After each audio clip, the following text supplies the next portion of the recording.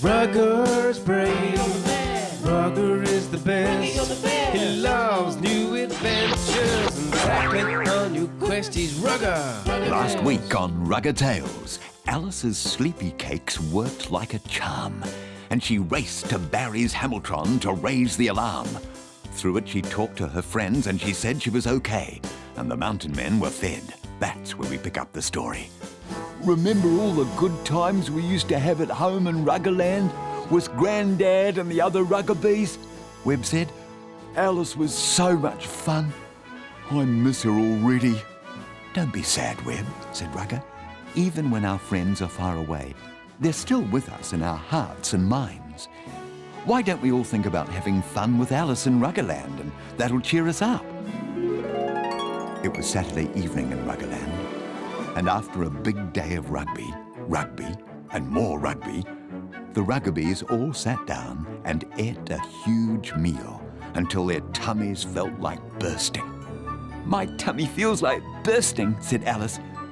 Maybe because you ate a whole bwak bird, said Rugger, and everyone burst out laughing.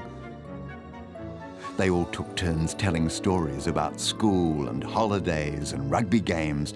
And funnily enough, every time a rugby story was told, the tackle was that much better, the kick was that much longer, and the try was that much harder.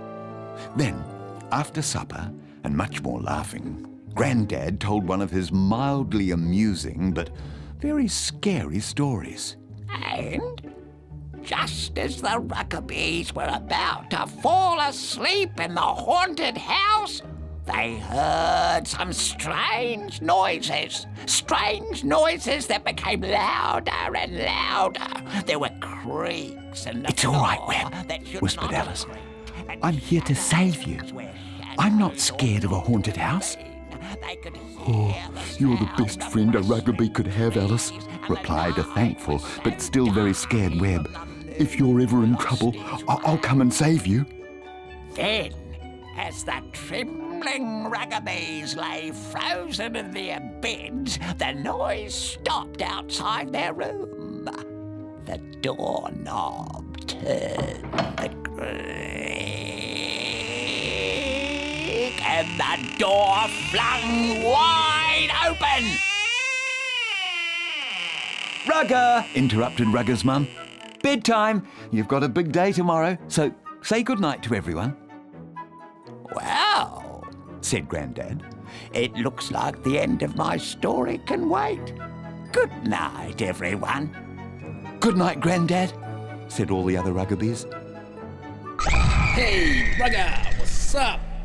Wow, said a frightened Rugger. Who or what are you? Are you the ghost in Grandad's story? What the? Cuz chicken, I is the hooded knight. You haven't heard of me yet, because I'm from the future. The future? That seems a long way away. What do you want? I want to help you, Rugger, so you gotta listen up. Help, said Rugger. I don't need any help. That's because I is from the future. What is in the future? Just listen up, bro. Alice is in trouble. Alice, exclaimed Rugger, laughing. Don't be silly. I just left her and she's fine. Holy camole! This is going to be harder than I thought. But, as the hooded knight explained, Rugger listened. And when he was done, Rugger knew exactly what he had to do in the future. It had been a very big day indeed. Now, what was I supposed to remember? Rugger sat up thinking. I was told something in the past. Now I can't remember what it was.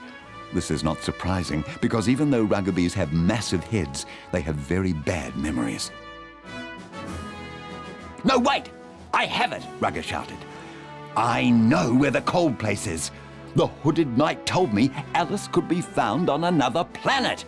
Rugger quickly said he said it was on a planet that was cold. A cold planet, said William excitedly. You mean Snow Planet?